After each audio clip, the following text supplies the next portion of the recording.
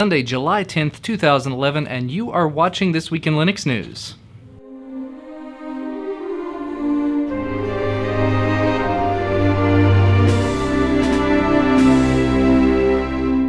First and foremost, I'd like to start out by saying if you would like to support what I'm doing here on YouTube, if you'd like to support This Week in Linux in general, definitely head over to thisweekinlinux.com and watch the video over there. The link to that video will be down in the video description. If you'd like to go ahead and do that, I will wait.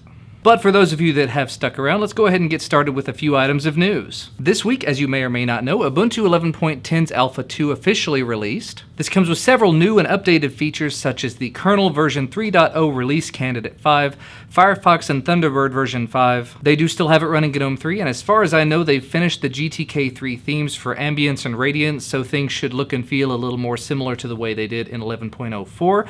A lot of the bugginess seems to be going away little by little as they do make that transition to GNOME 3. Haven't actually had a chance to get my hands on it yet, but I do intend to look at it this coming week. So if you're interested in trying this out, I would not suggest putting it on your actual hardware, definitely not installing it. If you want to do it from a CD, that's fine. If you want to do it in a virtual machine, that should be even better. I will have the links to where you can go ahead and see the release notes and download it on thisweekinlinux.com. In other news, this week CentOS version 6.0 officially released. If you're not familiar with CentOS, it is basically Red Hat Enterprise Linux built from the source RPMs to be 100% binary compatible with Red Hat Enterprise Linux. So it's not quite Red Hat, it's got a lot of the branding and a lot of the proprietary stuff that Red Hat puts into their OS removed, but it is as close as it can possibly be while still being free and open source. So if you're interested in trying out Red Hat Enterprise Linux, but you don't want to shell out for the subscription service to get that initial version of it, definitely go ahead and take a look at CentOS. This newest version should be somewhat up to date, but not the latest and greatest or anything like that.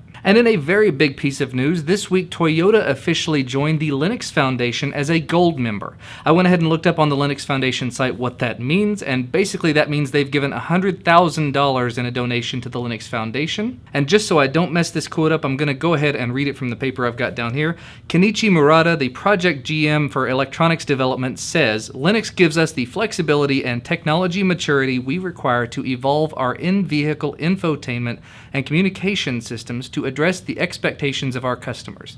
So that is a huge step in a wonderful direction, seeing Linux coming more and more into the vehicle industry. I drive Toyota myself, so I am a huge fan of this move. To be 100% honest, I'm not sure if they were using Linux before in their embedded systems, but I'd be willing to bet that Toyota's been using Linux for a while. They're not just randomly switching over or anything. But that's all I've got for you here on YouTube. If you'd like to see the other news stories that I'm going to be talking about, please head over to thisweekinlinux.com. If you're done for today, though, thank you so much for watching, and I will see you next time.